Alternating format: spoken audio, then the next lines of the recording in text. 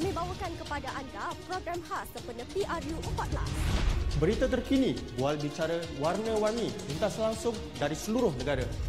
Jumpa kami setiap hari 1:30 hari dan 9 malam. Disiarkan di Facebook Harian Metro, Berita Harian dan News Straits Times. Hanya di Jom Undi.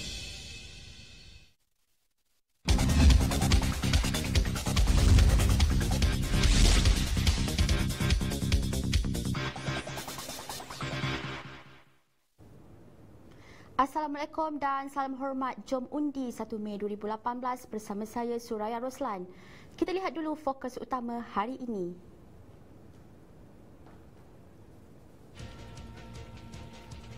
Wee Ka Siong kecewa dengan sikap pihak pembangkang.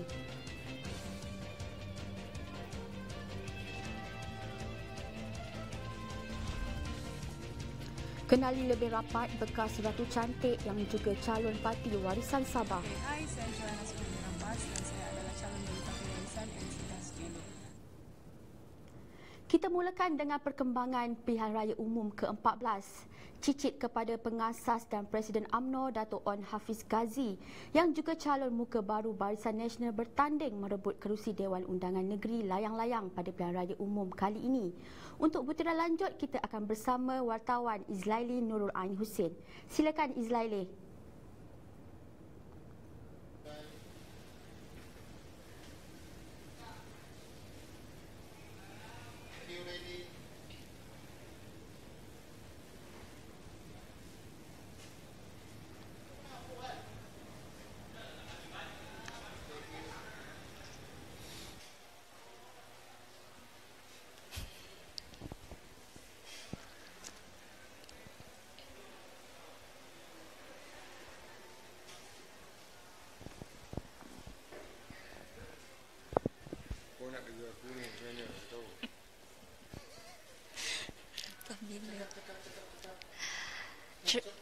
Terima kasih rakan setugas di studio. Assalamualaikum warahmatullahi wabarakatuh dan salam sejahtera. Saya kini berada di Pejabat UMNO bahagian Simpang Renggam dan seperti rakan di studio katakan tadi, kita akan bersama dengan seorang calon Barisan Nasional yang bakal merebut salah satu daripada 56 kerusi Dewan Undangan Negeri di Johor ini. Ini dia, saya perkenalkan Dato' On Hafiz Ghazi, calon Barisan Nasional DUN Layang-Layang. Assalamualaikum Dato', apa khabar? Waalaikumsalam.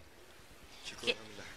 Datuk, sebagai permulaan bicara kita ni, mungkin Datuk sebagai calon muka baru kali pertama bertanding tahun ini, mungkin boleh kongsikan pengalaman kita 4 hari pun dah berkempen kan, apa yang boleh dikongsikan? Pertamanya saya sangat bersyukur dengan situasi di DUN Layang-Layang ini. Pertamanya kerana dari segi jenteranya berada dalam semangat yang cukup tinggi dan dibantu oleh kepimpinan bahagian, ketua-ketua PDM, termasuklah sayap-sayap wanita pemuda puteri. Dan bila saya turun ke padang, saya lihat bahawa mereka sangat bersiap siaga kerana mereka telah banyak buat kerja di DUN Layang-Layang ini. Alhamdulillah. Okey, Datuk sebagai orang muda kan, dan juga Datuk sendiri Exco Pemuda. Jadi di DUN Layang-Layang ni sebenarnya Datuk memfokuskan macam mana? Adakah golongan muda ataupun sebenarnya melihat secara menyeluruh? Saya memberi fokus kepada semua lapisan masyarakat, tak kira tua ataupun muda, kerana semua golongan ini adalah rakyat. Dan saya tidak saja fokus kepada sesuatu kaum saja, kerana dalam konsep Barisan Nasional, kita turun padang, kita berjumpa dengan semua golongan masyarakat, Melayu, Cina dan India, tua dan muda. Jadi itu approach saya masa pilihan raya ni. Datuk, mungkin Datuk tidak boleh lari daripada orang mengaitkan Datuk dengan ahli keluarga Datuk, Datuk Seri Syamuddin, Tun Hussein On dan juga Datuk On Jaafar. Jadi kalau Datuk melihat sendiri, apa sebenarnya yang lebih mencabar untuk mengekalkan kerusi DUN Layang-Layang ini milik BN ataupun kerana Datuk membawa legasi On itu sendiri? Yang mana satu sebenarnya lebih mencabar? Saya lihat bahawa objektif utama kita ialah untuk memastikan kemenangan Barisan Nasional di DUN Layang-Layang ini. Dan legasi yang dibawa, perjuangan yang dibawa oleh arwah Datuk On, Tun Hussein dan juga Datuk Seri Syamuddin sendiri adalah untuk membela rakyat.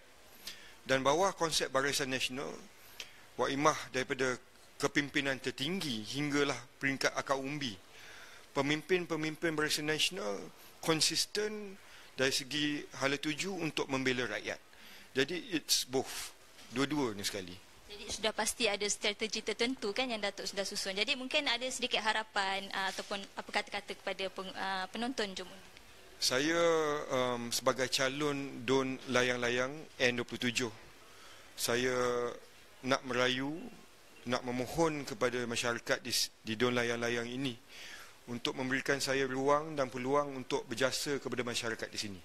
Kerana saya bukan dalam konsep Barisan Nasional, kita bukan pemimpin yang datang sekali setiap 5 tahun. Kita konsisten membela rakyat dan insya-Allah kalau diberi mandat, saya akan turun padang, saya akan bersama-sama membantu memperjuangkan isu-isu yang dibawa oleh masyarakat di sini, insya-Allah. Baiklah, terima kasih Datuk On Hafiz kerana sudi meluangkan masa bersama kita di program My Undi, program Jom Undi, dan selamat maju jaya juga kami ucapkan buat Datuk. Dan itu saja daripada Simpang Renggam Johor bersama saya Zainul Ain Hussein dan juga juru video Hairul Anwar Abdul Rahim. Kembali ke studio. Assalamualaikum. Terima kasih Islaili di Johor Bahru. Pihak pembangkang tidak seharusnya menggunakan keganasan ketika berkempen dan setiap pertikaian yang tercetus boleh diselesaikan secara aman. Itu antara kenyataan calon Parlimen Air Hitam Datuk Seri Dr. Wee Ka Siong menerusi akaun Facebook rasminya yang turut melahirkan rasa kecewa dengan sikap pihak pembangkang.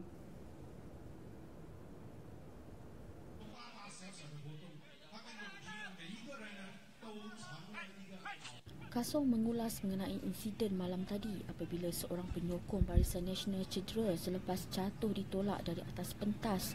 Kempen dan ditumbuk seorang penyokong pembangkang dipercayai akibat salah faham di dataran Yongpeng, Batu Pahat, Johor. Dalam kejadian kira-kira jam 8 malam tadi, penyokong BN Chen Fang Hui, 60 tahun, cedera di dada dan kaki berikutan ditolak dari pentas sebelum ditumbuk di bahagian dada. Difahamkan pergaduhan tercetus akibat salah faham dan provokasi antara penyokong Barisan Nasional dan pembangkang berikutan masalah pemasangan bendera membabitkan kedua-dua parti. Kejadian dipercayai berpunca apabila mangsa bertindak mencabut bendera parti pembangkang yang berada berhampiran pentas ketika calon Parlimen Air Hitam Datuk Seri Dr. Wee Ka Siong sedang berucap. Mangsa kemudiannya dibawa oleh orang awam ke sebuah klinik untuk mendapatkan rawatan lanjut. Difahamkan pihak Ka Siong akan membuat laporan polis dalam masa terdekat. Dakwaan Tun Dr. Mahathir Mohamad mengenai pesawatnya disabotaj dengan niat menghalangnya untuk hadir ke pusat penamaan calon adalah satu pembohongan. Calon Parlimen Kepala Batas Datuk Seri Rizal American Naina American berkata, pengerusi Pakatan Harapan itu hanya menagih simpati pengundi kerana kehadiran ke pusat penamaan calon, bukan mandatori bagi calon yang bertanding. Tindakan yang digunakan fond of using Gobel strategy, Gobel propaganda strategy. But kita ni orang Islam, we are not the victim of Nazis. We are the clever and intelligent Malays. Kita adalah rakyat Malaysia yang cerdik dan pandai. Saya cakap ni bukan benda bohong, saya cakap benda al-haq. Betul tak saya cakap tak military? Betul tak saya cakap boleh pergi beli benda dekat commercial flight?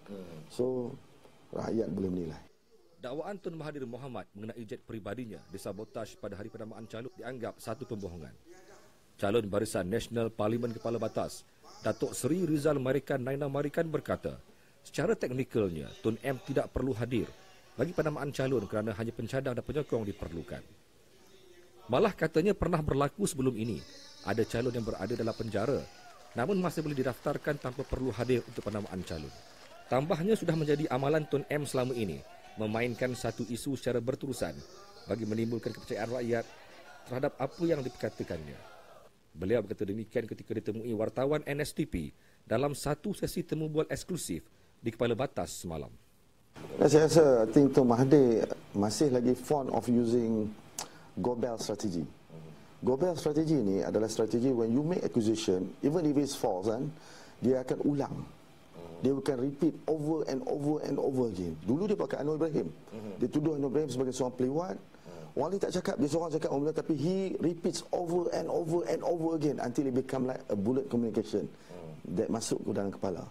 Sip dia buat cara yang sama juga. Dia cerita, lepas dia cakap, dia pergi ceramah, dia cerita supaya menagih simpati. Pada premis yang sama sekali tidak betul dan bohong.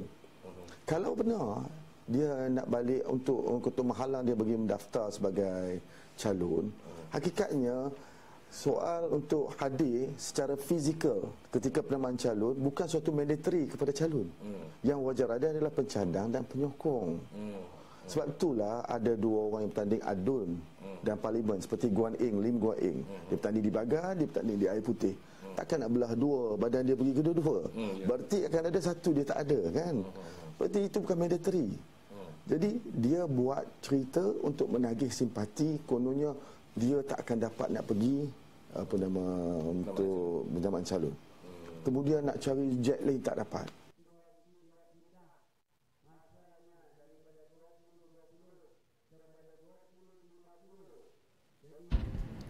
Sementara itu, walaupun baru 3 hari tempoh berkempen untuk pilihan raya umum ke-14, Tun Dr. Mahathir Mohamad mungkin terlalu kepenatan apabila tersasul ketika menyampaikan ceramah Pakatan Pembangkang di Padang Astaka malam tadi. Pengurusi Pakatan Harapan itu tersasul apabila meminta hadirin tidak mengundi Pakatan Harapan pada 9 Mei nanti. Kejadian itu mengundang ketawa di kalangan hadirin sebelum bekas Perdana Menteri itu memperbetulkan ucapannya. Kehadiran Dr. Mahathir ke ceramah berkenaan turut ditemani isterinya Tun Dr. Siti Hasmah Muhammad Ali. Polis menerima lebih 30 laporan salah laku pada hari penamaan calon dan kempen pilihan raya umum ke-14 di seluruh negara termasuk 16 kes penggunaan drone secara haram. Ketua Polis Negara Tan Sri Muhammad Fuzi Harun berkata, penggunaan drone perlu mendapatkan kebenaran pihak berkuasa penerbangan awam, Malaysia dan perkara itu di luar bidang kuasa polis.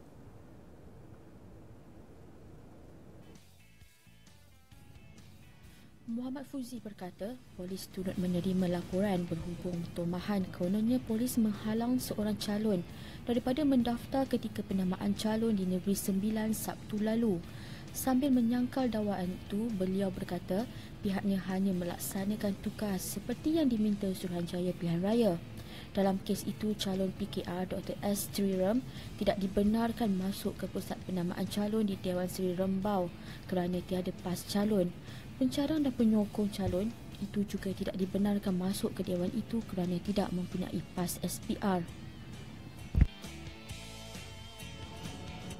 Anggota keselamatan antara individu yang memainkan peranan penting ketika pilihan raya umum, terutamanya dari segi keselamatan. Selain anggota polis, Angkatan Pertahanan Awam Malaysia APM juga turut terbabit secara langsung. PRU 14, pelbagai persiapan yang dilakukan agensi penguatkuasaan untuk melancarkan pilihan raya tahun ini. Antaranya 11,520 agensi pertahanan Malaysia yang diarahkan bertugas sepanjang PRU 14 berlangsung.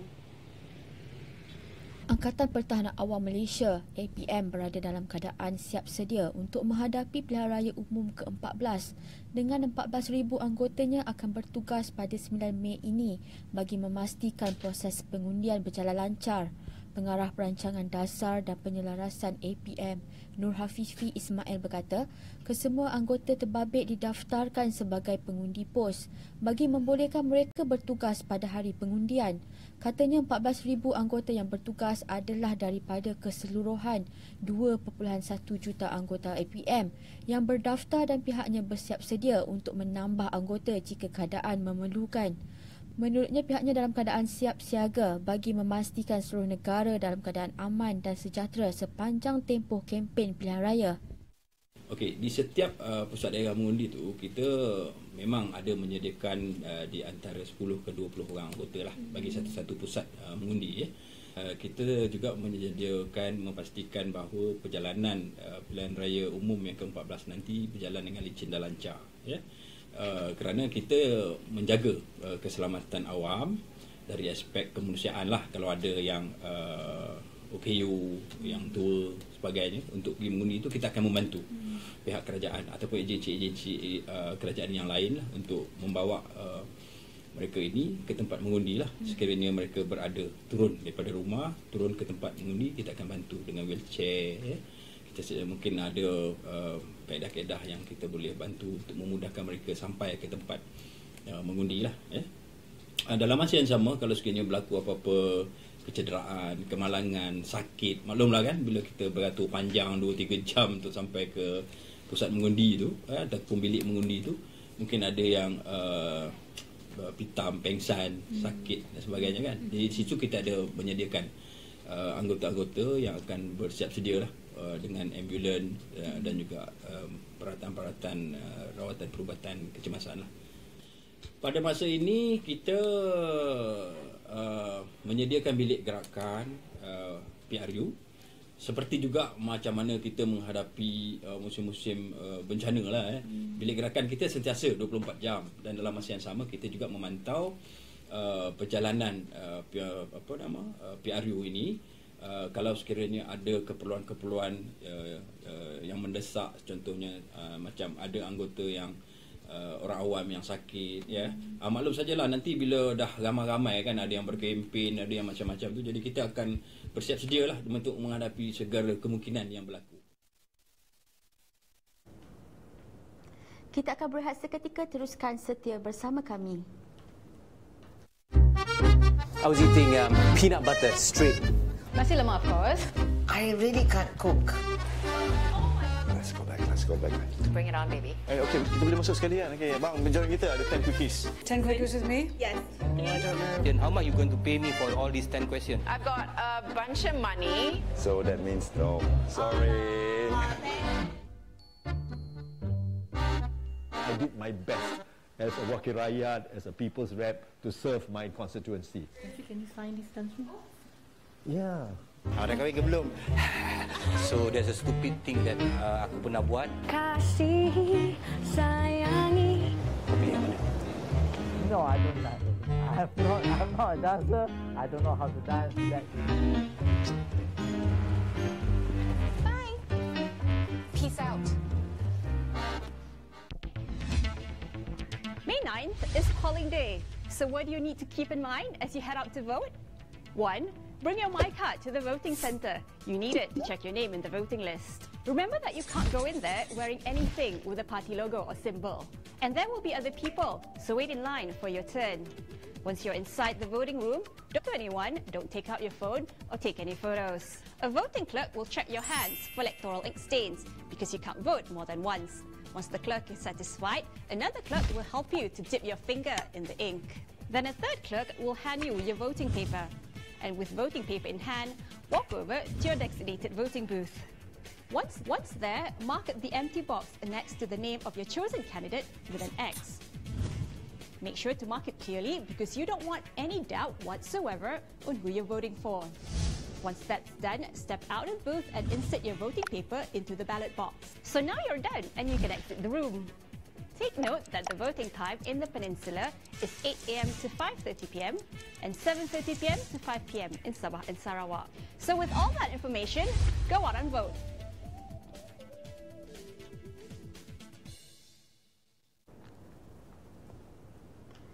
Bertemu kembali. Pelbagai cara dilakukan untuk memeriahkan lagi suasana pilihan raya umum ke-14 kali ini. Bagi insan istimewa Syahidan Saad, setiap kali tiba detik bersejarah ini, dia akan menghiasi basikalnya dengan bendera jalur gemilang dan barisan nasional. Laga anak jati Sungai Penchala ini bukan sahaja berjaya menarik perhatian penduduk setempat, malah turut dikenali ramai pelancong asing.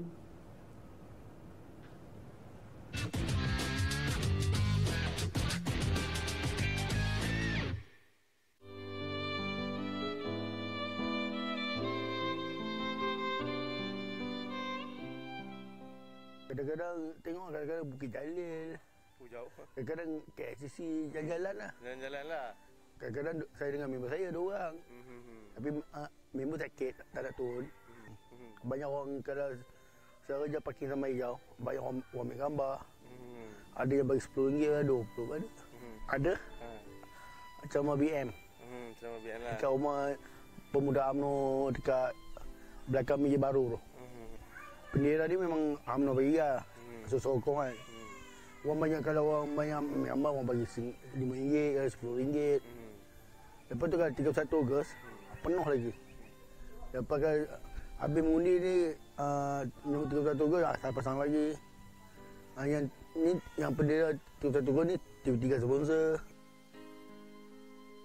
Ketika ditanya ada pihak yang membuat provokasi ketika dia menunggang basikal di kawasan perumahan, Syahidan menyifatkan ia sebagai perkara biasa.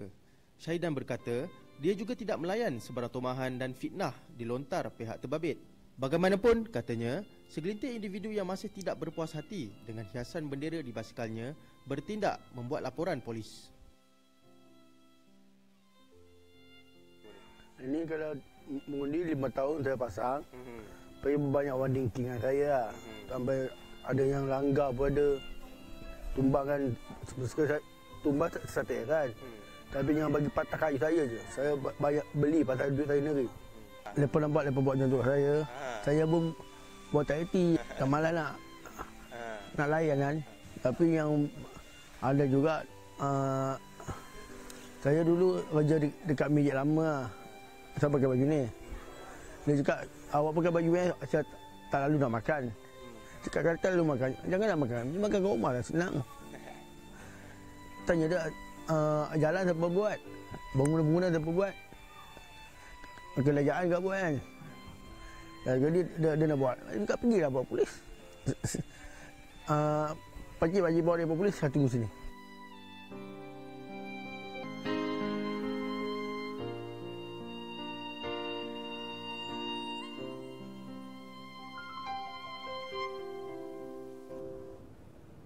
Di Pahang pula pendekatan yang cukup berbeza digunakan pemuda UMNO Paya Besar untuk mendekati pengundi program ilmu berbentuk keagamaan yang menjadi pilihan untuk merapatkan silaturahim bersama penduduk dan sebagai pendekatan untuk memperkuatkan jati diri supaya tidak terpesong dengan gejala ekstremis.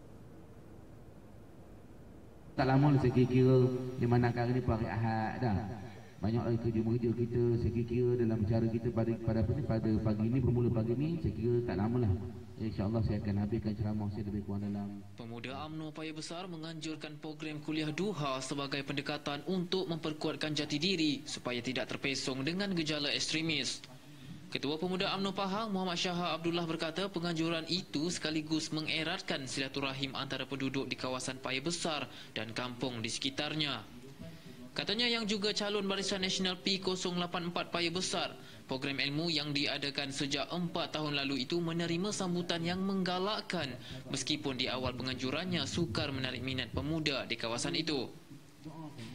Program kuliah duha yang diadakan turut menampilkan penceramah selebriti PU Mizi yang memulakan program dengan solat duha berjemaah sebelum diisi dengan ceramah ilmu. Ini merupakan program yang kita panggil Pondok Ilmu. Kita adakan program Pondok Ilmu ni semenjak 4 tahun yang lepas untuk memberi pendedahan keagamaan dan yang paling pentingnya adalah untuk mengeratkan silaturahim sesama masyarakat yang berada di kawasan kampung Panjang Selatan dan juga kawasan Paya Besar. Alhamdulillah semasa kita laksanakan program Pondok Ilmu kira-kira 4 tahun yang lepas, sambutannya agak kurang memuaskan. Tapi dengan penuh kesabaran, dengan penuh rasa istiqamah, alhamdulillah hari ini sambutan amat-amat menggalakkan. Dan kita yakin melalui program-program inilah kita dapat menyampaikan dakwah untuk memperkuatkan agama bukan sahaja kepada masyarakat, tapi yang paling penting kepada anak muda. Kerana bila kita mempunyai kemantapan segi agama, kita dapat mempertahankan anak muda agar mereka mempunyai jati diri dan pengetahuan agama yang tinggi akan menjadi benteng kepada mereka untuk menghadapi cabaran dalam dunia teknologi pada hari ini. Kita risau kalau kita tidak mempunyai ilmu yang kuat, perisai yang kuat, agama yang kefahaman yang tinggi, anak muda mungkin mudah terpesong dengan segala bencana, dengan segala halangan, dengan segala isu-isu. Mereka gagal untuk memahami dan mereka akan terikut-ikut budaya ekstremis. Aku rasa pun tak kuasa ke selalu kau keluar daripada PDA. Alah macam bau ni lah. Berikut rangkuman apa yang menarik di media sosial pagi ini.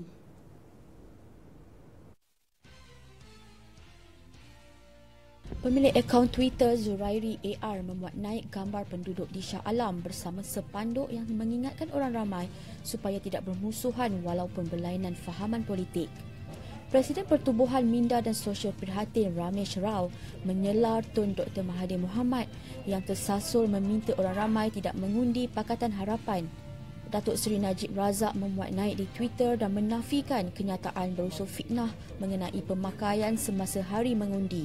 Najib turut menyelar tindakan pemilik akaun Twitter dengan nama Otai Bersih yang menuduh sepanduk Barisan Nasional dengan terjemahan bahasa Bangladesh sedangkan ia adalah bahasa Telugu.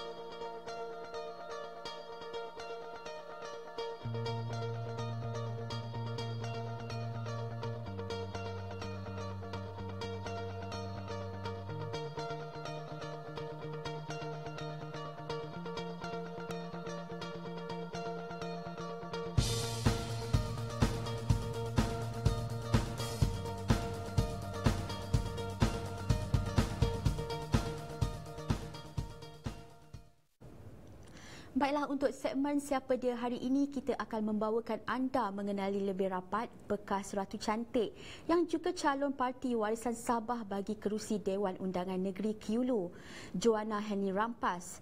Joanna yang juga naib juara bintang RTM 2009 akan berdepan Datuk Johnston Bangkuai dari Parti Bersatu Sabah yang juga bekas wartawan kanan akhbar New Straits Times. Kita saksikan.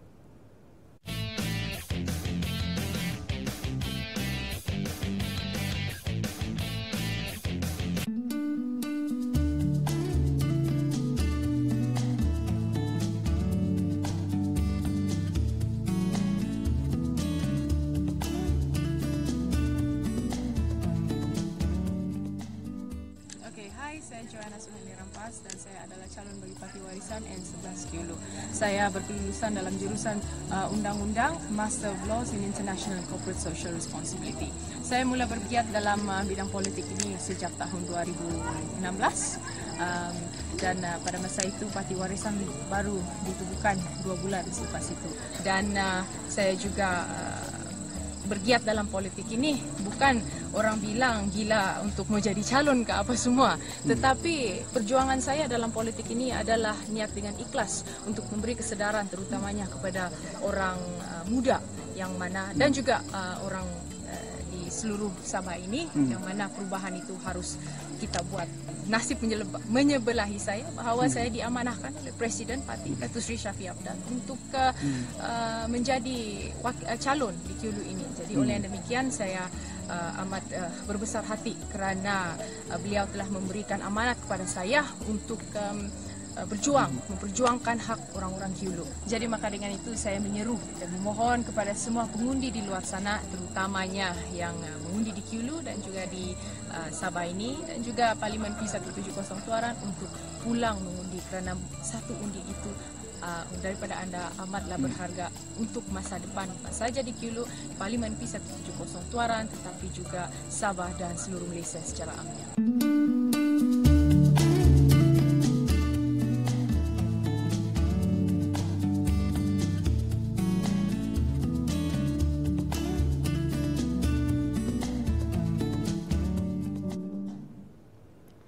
Jangan lupa bual bicara khas bersama Menteri Besar Perak Datuk Seri Dr. Zamri Abdul Kadir pada jam 9 malam ini. Video kemeriahan sempena Pilihan Raya Umum ke-14 di Pekan Pahang menutup tirai Jom Undi tengah hari ini. Salam hormat dan selamat sejahtera.